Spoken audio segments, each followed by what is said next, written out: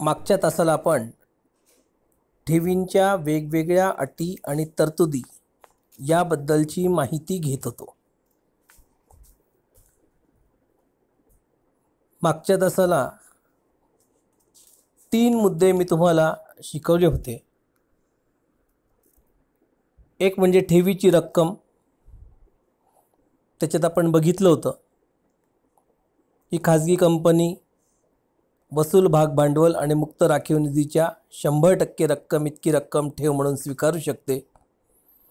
सार्वजनिक कंपनी वसूल भाग भांडवल व मुक्त राखीव निधीच्या 25% इतकी रक्कम ठेव म्हणून स्वीकारू शकते.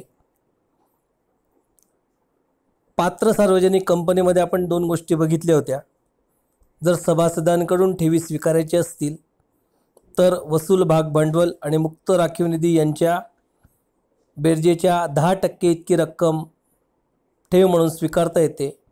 तर सर्वसामान्य जनतेला जर ठेवींची विक्री करायची असेल तर वसूल भाग भांडवल आणि मुक्त राखीव निधीच्या 25% इतकी रक्कम ठेव म्हणून पात्र सार्वजनिक कंपनी सर्वसामान्य जनतेकडून स्वीकारू शकते.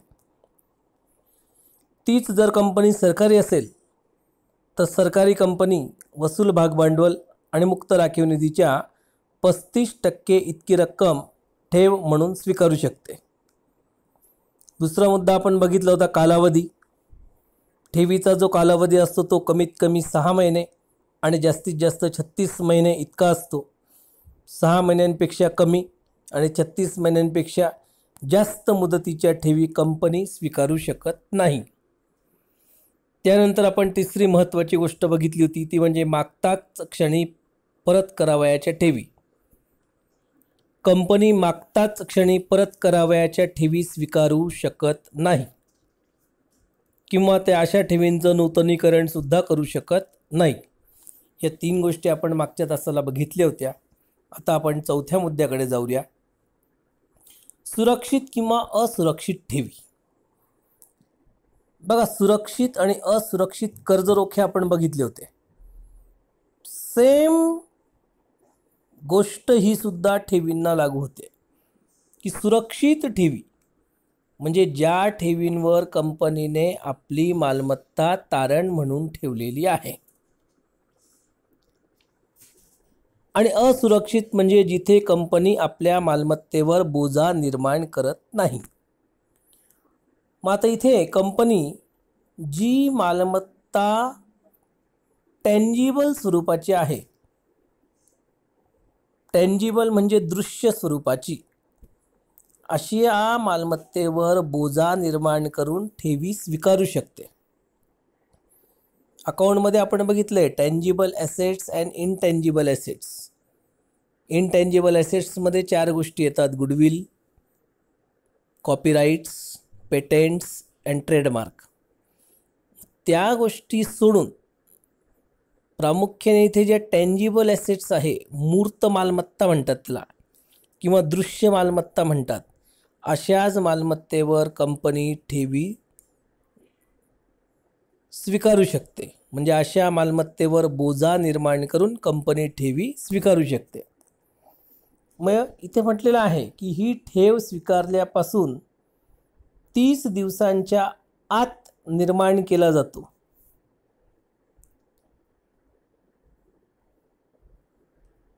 म्हणजे काय निर्माण केलं जातो तर तारण निर्माण केलं जातं. मग सदर मालमत्ता ही ठेवीदाराकडे तारण म्हणून दिलेली असते. आता पुढचा मुद्दा जो आहे तो म्हणजे ठेवीसाठी अर्ज.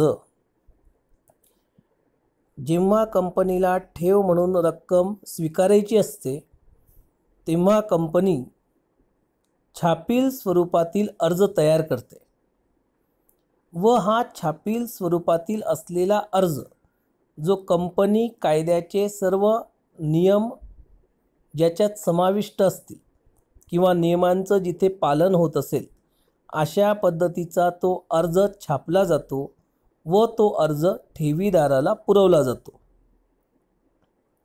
मग हा जो अर्ज असतो हा ज्या गुंतवणूकदाराला ठेव म्हणून रक्कम ठेवायची आहे असा गुंतवणूकदार असा ठेवीदार हा अर्ज जो विहित नमुन्यात असतो, विहित नमुन्यात म्हणजे ठराविक नमुन्यात, कंपनी कायद्याने जो नमुना सांगितलेला आहे अशाच नमुन्यात तो अर्ज कंपनी छापील स्वरूपात देते व हा छापील स्वरूपातील अर्ज ठेवीदार भरतो.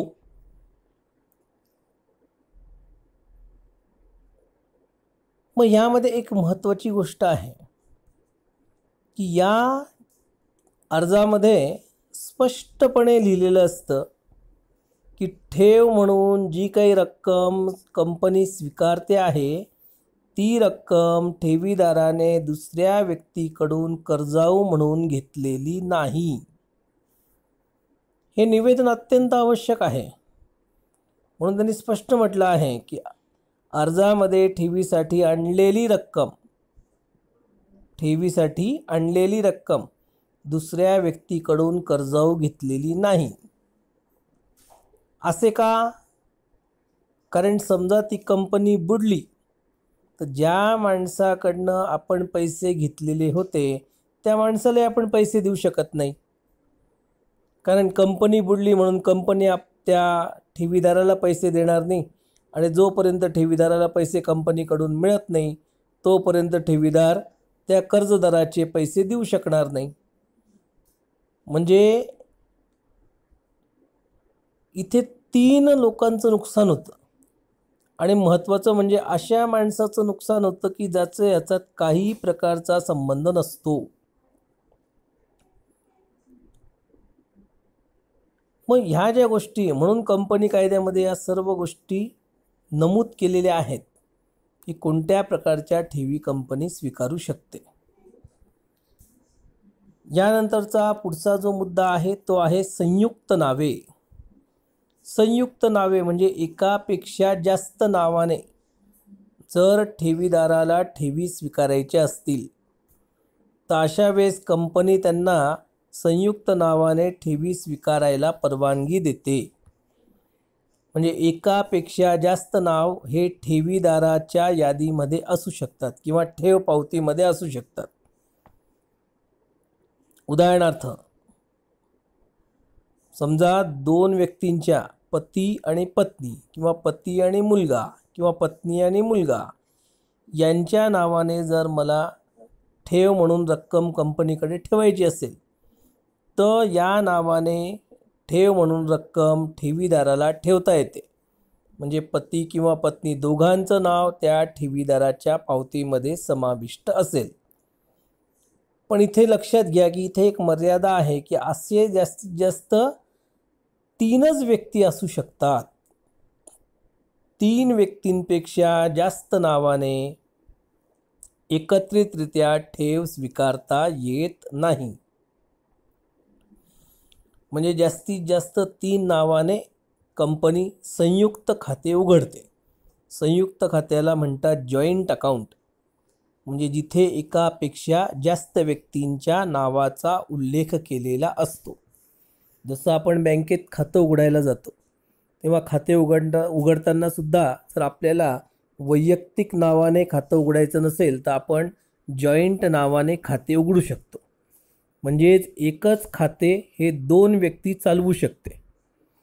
त्याच पद्धतीने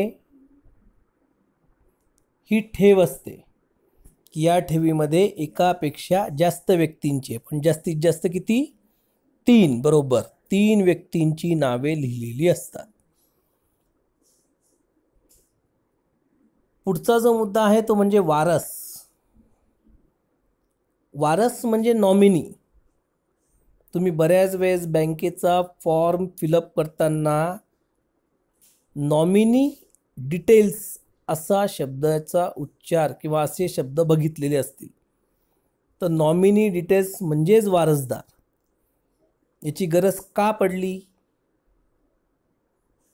तर ठेवीदाराचा जर मृत्यू झाला तर अशा वेळेस त्या ठेवीची रक्कम कोणाला द्यायची अशा प्रकारचे प्रश्न उद्भवतात. आणि त्यामुळे नेमका ते पैसे कोणाला द्यायचे हे ठरवण्यासाठी कायद्याची मदत घ्यावी लागते, कोर्टात जावं लागतं. मग कोर्टात गेलं म्हणजे परत वकील नेमावा लागेल. त्यानंतर पूर्ण प्रोसेस होईल, त्याला बराच कालावधी जातो. मग तोपर्यंत पैसे कंपनीला वापरायला मिळतात आणि तेही कंपनी फुकटमध्ये वापरेल. असं व्हायला नको म्हणून ठेवीदाराला नॉमिनीची सुविधा, वारसदाराची सुविधा कंपनी कायद्याने उपलब्ध करून दिलेली आहे, की ज्याद्वारे जर ठेवीदाराचा मृत्यू झाला तर त्याच्या मृत्यूच्या पश्चात त्या ठेवीचे पैसे हे वारसदाराला मिळतील. म्हणून वारसदाराचे नाव हे ठेव स्वीकारण्यापूर्वी किंवा ठेव ठेवताना त्या ठेवीच्या अर्जावर लिहिले जाते. यामुळे बरीच क्रिया ही सुलभतेने पार पाडण्यास मदत होताना दिसते. पुढचा आहे परिपत्रक किंवा जाहिरात. आता बघा, इथे 2 शब्दांचा उल्लेख आलेला आहे, परिपत्रक आणि जाहिरात. मग ह्याच्यात जी कंपनी सभासदांकडून ठेवी स्वीकारू इच्छिते अशा कंपनीला परिपत्रक हे प्रसिद्ध करावे लागते. म्हणजेच खाजगी कंपनी आणि सार्वजनिक कंपनी दोघं कंपन्या परिपत्रक हे प्रसिद्ध करू शकतात जेव्हा त्यांना ठेवी या आपल्या सभासदांकडून गोळा करायच्या आहेत. परंतु जर एखाद्या कंपनीला आम जनतेकडनं, सर्वसामान्य जनतेकडनं ठेवी स्वीकारायच्या असतील, मग अशा वेळेस मात्र त्यांना जाहिरातच प्रसिद्ध करावी लागते. मग आपण बघितलेलं आहे की खाजगी कंपनी ही सभासदांकडूनच ठेवी स्वीकारू शकते, सर्वसामान्य जनतेकडून ठेवी स्वीकारू शकत नाही. आणि म्हणून खाजगी कंपनीला जाहिरात प्रसिद्ध करण्याची गरज नसते. फक्त आणि फक्त सार्वजनिक कंपनीच जाहिरात प्रसिद्ध करत असते, कारण सार्वजनिक कंपनीलाच ठेवी सर्वसामान्य जनतेकडून स्वीकारण्याचा अधिकार कायद्याने दिलेला आहे. मग या परिपत्रक किंवा जाहिरातीमध्ये कोणता कोणता तपशील असतो याबद्दलचं विवेचन आपण या मुद्द्यात बघूया. एकूण 6 गोष्टी या परिपत्रकामध्ये किंवा जाहिरातीमध्ये नमूद केलेल्या असतात. त्याच्यामध्ये सगळ्यात पहिली आणि सगळ्यात महत्त्वाची गोष्ट म्हणजे कंपनीच्या आर्थिक स्थितीचे विवरणपत्र. विवरणपत्रामध्ये कंपनीचं प्रॉफिट अँड लॉस अकाउंट, नफा तोटा पत्रक ज्याला म्हणतो आपण, बॅलन्स शीट, ताळेबंद या गोष्टींचा समावेश असतो. आणि शिवाय कंपनीचे बाकीच्या गोष्टींचा,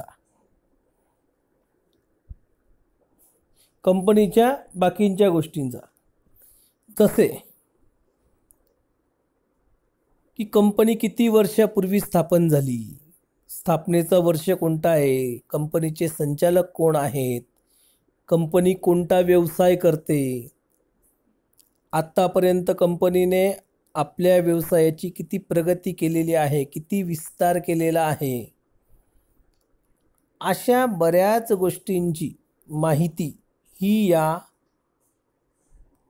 विवरणपत्रामध्ये नमूद केलेली असते, की जेणेकरून कंपनी कशी आहे याबद्दलची कल्पना ठेवीदारांपर्यंत पोचावी, हा त्यामागचा प्रमुख उद्देश असतो. दुसरी गोष्ट ती म्हणजे नव्याने स्वीकारण्यात येणाऱ्या ठेवीतील सुरक्षित आणि असुरक्षित ठेवीचे प्रमाण. म्हणजे नव्याने कंपनी ज्या ठेवी स्वीकारणार आहेत त्याच्यामध्ये किती ठेवींवर कंपनीने आपली मालमत्ता तारण म्हणून ठेवलेली आहे, आपली मालमत्तेवर बोजा निर्माण केलेला आहे आणि किती ठेवींवर केलेला नाही, ते जे प्रमाण असतं ते प्रमाण इथे नमूद करावं लागतं. तिसरी गोष्ट त्यांनी सांगितलेली आहे ती म्हणजे पत मानांकन संस्थेचे पत मानांकन पत्र. पत नामांकन म्हणजे आपली मार्केटमध्ये काय क्रेडिट आहे हे दाखवण्यासाठी वेगवेगळ्या प्रकारच्या संस्था असतात. त्या संस्थेकडनं प्रमाणपत्र घ्यावं लागतं. जसं आपण कर्जरोख्यांमध्ये बघितलं होतं की क्रिसिल, की जे पत नामांकन निश्चित करते. त्याच पद्धतीने समजा आपण एखाद्या बँकेत गेलो तर आपल्याला बँक किती कर्ज देऊ शकते हे आपल्या पतवरून समजतं, आपल्या क्रेडिटवरून समजते. जर आपलं मार्केटमध्ये क्रेडिट चांगलं असेल, खरेदी विक्रीची उलाढाल मोठ्या प्रमाणावर असेल, तर बँक जसं मोठ्या प्रमाणावर आपल्याला कर्ज उपलब्ध करून देते. त्याच पद्धतीने इथे सुद्धा त्या कंपनीची ठेवींची परतफेडीची कॅपॅसिटी किती आहे याविषयीचं पत नामांकन दिलेलं असतं व ज्या संस्थांना तशी परवानगी कायद्याने दिलेली आहे अशाच संस्थेकडनं कंपनीला पत मानांकन पत्र हे मिळवावं लागतं. पुढचा मुद्दा आहे ठेव योजना तपशील. म्हणजे ठेवीची मुदत काय आहे, ठेवीवर कंपनी किती दराने व्याज देणार आहे, या गोष्टी ज्या आहे या गोष्टींचा तपशील हा ठेव योजने तपशीलमध्ये दिलेला असतो. की जेणेकरून शिवाय सुरक्षित ठेव आहे का असुरक्षित ठेव आहे अशा वेगवेगळ्या गोष्टींचा उल्लेख हा या ठेव योजना तपशीलमध्ये नमूद केलेला असतो. की जेणेकरून ठेवीदारांना ठेव ठेवताना या सर्व गोष्टींची अगोदरच माहिती मिळेल या उद्देशाने जाहिरातीमध्ये किंवा परिपत्रकामध्ये ही गोष्ट नमूद केलेली असते, या गोष्टीबद्दलची माहिती दिलेली असते. पुढचं आहे ठेव विश्वस्ताची नावे. विश्वस्त जसं आपण कर्जरोख्यांमध्ये बघितलं होतं की कर्जरोखे विश्वस्त म्हणजेच जे कर्जदाराच्या हिताचे रक्षण करतात अशा व्यक्ती. मग त्याच पद्धतीने ठेवीदारांच्या हिताचे रक्षण करण्यासाठी ठेव विश्वस्तांची गरज असते. आणि या ठेव विश्वस्तांमध्ये कंपनीने कोणत्या विश्वस्तांशी करार केलेला आहे त्यांची नावे या परिपत्रकामध्ये किंवा जाहिरातीमध्ये माहिती देणे आवश्यक असते. की जेणेकरून जर कंपनी ठेवीची रक्कम परत करायला असमर्थ ठरली तर ठेव या विश्वस्तांमार्फत ठेवीदार कंपनीकडून पैशांची मागणी करू शकतो. म्हणजेच ठेवीदारांच्या हिताचे प्रामुख्याने रक्षण करण्यासाठी या ठेव विश्वस्तांची नेमणूक कंपनी करते. पुढचं आहे स्वीकारण्यात आलेल्या मागील ठेवींपैकी देय रक्कम. म्हणजे आत्ता ही जी नवीन ठेव कंपनी स्वीकारते आहे ही ठेव स्वीकारण्यापूर्वी मागे कंपनीने ज्या काही ठेवीद्वारे पैसे घेतलेले असतील त्या पैशांपैकी किती रक्कम अजून देणे बाकी आहे याचा तपशील सुद्धा कंपनीला परिपत्रकात किंवा जाहिरातीत द्यावा लागतो. जेणेकरून गुंतवणूकदाराला किंवा त्या कंपनीविषयीची सर्व माहिती प्राप्त होते व त्याला त्या कंपनीमध्ये गुंतवणूक करायची की नाही याविषयीचा योग्य तो निर्णय घेता येतो. अशा पद्धतीने तयार झालेल्या परिपत्रकावर विश्वास ठेवून गुंतवणूकदार आपली गुंतवणूक करायला इच्छुक होतात. आता याच्यामध्ये दुसरी आणि महत्त्वाची गोष्ट आहे की या परिपत्रकाची किंवा जाहिरातीची एक प्रत की ज्याच्यामध्ये वरील जेवढे तपशील सांगितले त्यात सर्व तपशीलची माहिती असते, त्याची एक प्रत कंपनी नोंदणी अधिकाऱ्याकडे सादर करावी लागते. म्हणजेच जाहिरात तयार झाल्यानंतर जे काही संचालक मंडळ आहे त्या सर्व संचालकांच्या सह्या या जाहिरातीवर घेतल्या जातात व त्यानंतर त्याची एक प्रत ही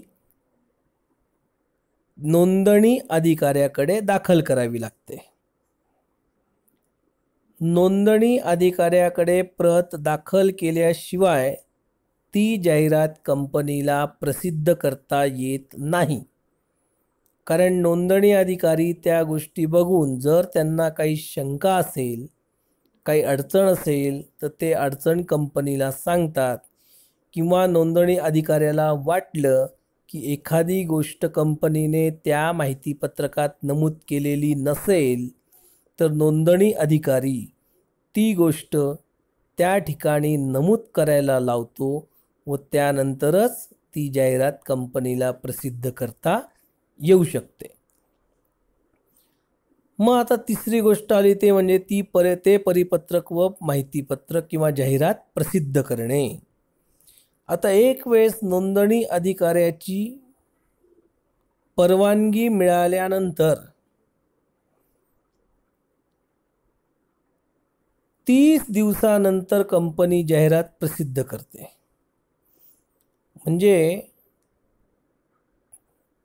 30 दिवसानंतर कंपनीला कोणत्याही स्थितीत जाहिरात ही प्रसिद्ध करावीच लागते. मग याच्यामध्ये परत प्रामुख्याने 2 गोष्टी आल्या. पहिली गोष्ट म्हणजे जर कंपनी आम जनतेला, सर्वसामान्य जनतेकडून जर ठेवी स्वीकारत असेल तर अशा वेळेस कंपनीला जाहिरात प्रसिद्ध करताना देशातील जो प्रमुख वृत्तपत्र आहे, प्रमुख वृत्तपत्र म्हणजे ज्याचा खप जास्त आहे, ज्याची विक्री जास्त आहे, अशा इंग्रजी वृत्तपत्रातून ती जाहिरात प्रसिद्ध करावी लागते. का असे? कारण त्यामुळे जास्तीत जास्त लोकांपर्यंत कंपनीच्या ठेवीविषयीची माहिती पोचेल व जास्तीत जास्त गुंतवणूकदार कंपनीच्या ठेवीमध्ये आपले पैसे गुंतवण्यास तयार होतील. या उद्देशाने जास्त खप असणाऱ्या इंग्रजी वृत्तपत्रातून जाहिरात प्रसिद्ध करावी लागते. त्याचप्रमाणे कंपनीला कंपनीचं नोंदणीकृत कार्यालय ज्या राज्यात आहे, नोंदणीकृत कार्यालय म्हणजे मुख्य कार्यालय, हे ज्या राज्यात आहे त्या राज्याची जी काही भाषा आहे त्या भाषेमध्ये जास्त खप असणाऱ्या वृत्तपत्रातून कंपनीला जाहिरात प्रसिद्ध करावी लागते. बंधनकारक आहे. म्हणजे कंपनी जाहिराती प्रामुख्याने 2 वृत्तपत्रात देते, किमान 2. एक इंग्रजी वृत्तपत्रातून आणि दुसरं ज्या राज्यात कंपनीची मुख्य कार्यालय आहे त्या राज्याची जी काही भाषा असेल त्या भाषेत. जसे महाराष्ट्र राज्यामध्ये कंपनी असेल तर मराठी भाषेतल्या वृत्तपत्रामध्ये कंपनीला जाहिरात देणे बंधनकारक आहे. आता ही गोष्ट झाली सर्वसामान्य जनतेकडून जर कंपनीला ठेवी स्वीकारायची असेल तर. मग या सर्वसामान्य जनतेकडून ठेवी स्वीकारण्याचा अधिकार मी तुम्हाला मगाशीच सांगितला, तो फक्त कोणत्या कंपनीला असतो? बरोबर, सार्वजनिक कंपनीलाच तो अधिकार असतो. पण जर कंपनी सभासदांकडून ठेवी स्वीकारणार असेल, मग ती खाजगी कंपनी असेल किंवा सार्वजनिक कंपनी असेल, जर अशी कंपनी सभासदांकडून ठेवी स्वीकारणार असेल तर अशा वेळेस त्या सभासदाच्या रजिस्टर्ड पत्राद्वारे किंवा स्पीड पोस्टद्वारे किंवा ईमेलद्वारे त्याला परिपत्रक पाठविले जाते. म्हणजे त्या सभासदाचा जो काही पत्ता आहे त्या पत्त्यावर एकतर रजिस्टर्ड पत्राद्वारे किंवा स्पीड पोस्टाद्वारे किंवा जर त्याचा ईमेल असेल तर त्या ईमेलद्वारे त्याला परिपत्रक पाठवले जाते की जेणेकरून कंपनीच्या ठेवी स्वीकारण्याबद्दलची माहिती अशा सभासदांना प्राप्त होते व त्याद्वारे इच्छुक सभासद, ज्यांना गुंतवणूक करण्याची इच्छा आहे असे सभासद त्या कंपनीमध्ये आपले पैसे गुंतवण्यास तयार होतील. अशा पद्धतीने कंपनी परिपत्रक व जाहिरात प्रसिद्ध करते. मग या परिपत्रक आणि जाहिरातीतला एक शेवटचा मुद्दा आहे, तो म्हणजे जाहिरातीची मुदत, वैधता. मग ही जाहिरातीची मुदत जी असते ती वार्षिक सर्वसाधारण सभा झाल्यानंतर किंवा आर्थिक वर्षाच्या समाप्तीनंतर 6 महिन्यांसाठी ग्राह्य धरण्यात येते. मग इथे त्यांनी सांगितलं आहे की परंतु या दोन्ही तारखांपैकी जी तारीख अगोदर असेल ती तारीख विचारात घ्यावी लागते. तर जर तुम्ही सर्वसामान्य विचार केला तर तुम्हाला लक्षात येईल की वार्षिक सर्वसाधारण कंपनीची केव्हा होते, तर आर्थिक वर्ष संपल्यानंतरच होईल ना. म्हणजे आर्थिक वर्ष संपल्यानंतर कंपनी हिशोबपत्रक तयार करून आर्थिक वर्ष संपल्यानंतर 1-2 महिन्याच्या आत अशा पद्धतीची सभा भरवते. म्हणजेच जर विचार केला तर तुमच्या लक्षात येईल की ही जी जाहिरातीची मुदत आहे, वैधता आहे, ती आर्थिक वर्षाच्या समाप्तीनंतर 6 महिन्यासाठीच ग्राह्य धरण्यात येते. म्हणजे अगोदरची तारीख ही निश्चित पद्धतीने आर्थिक वर्ष संपल्याच्या तारखेनंतरचीच येते. वार्षिक सर्वसाधारण सभा हे आर्थिक वर्ष संपल्यानंतर घेतली जाते. हे एक विचार करण्यासारखं आहे इथे. त्यानंतर पुढचा मुद्दा आहे ठेव विश्वस्ताची नियुक्ती.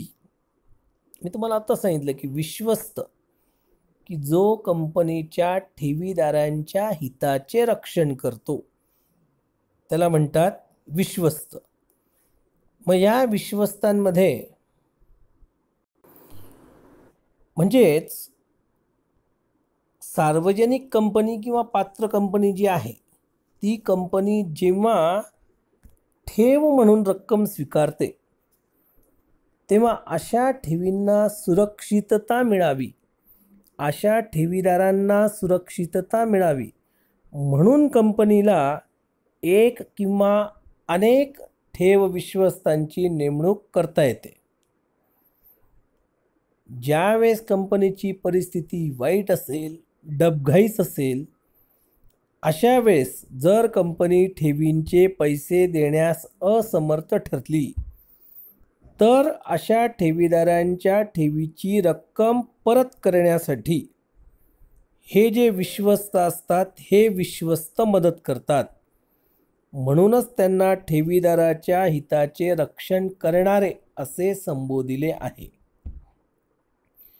मग हे जे विश्वस्त असतात, अशा विश्वस्तांची नेमणूक ही जाहिरात किंवा परिपत्रक प्रसिद्ध करण्यापूर्वी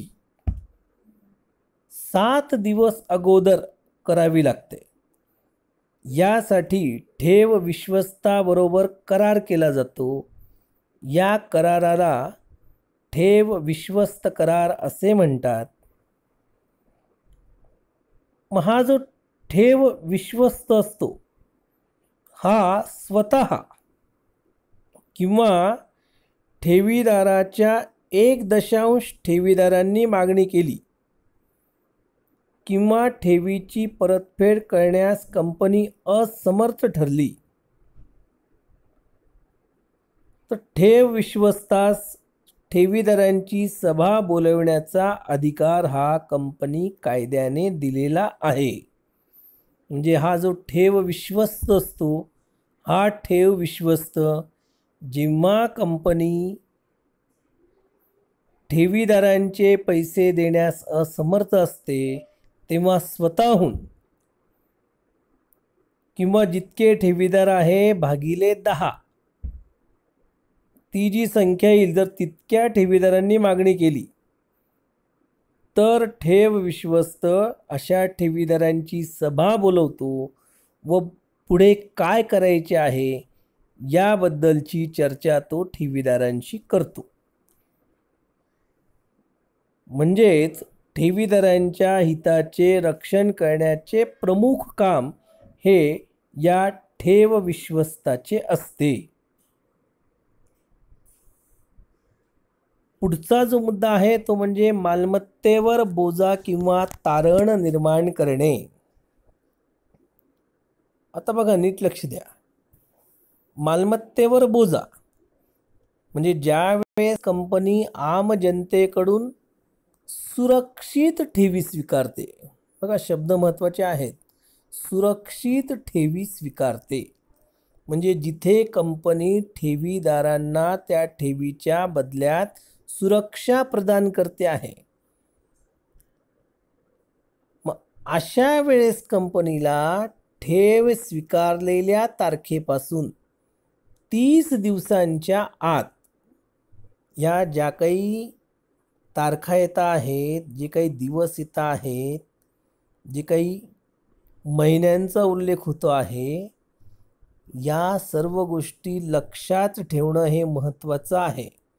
कारण बऱ्याच वेळेस रिकाम्या जाग्यावरचा प्रश्न विचारताना याच्यावर प्रश्न विचारला जातो. मग कंपनीने ठेव स्वीकारल्याच्या तारखेपासून 30 दिवसांच्या आत सुरक्षित ठेव स्वीकारून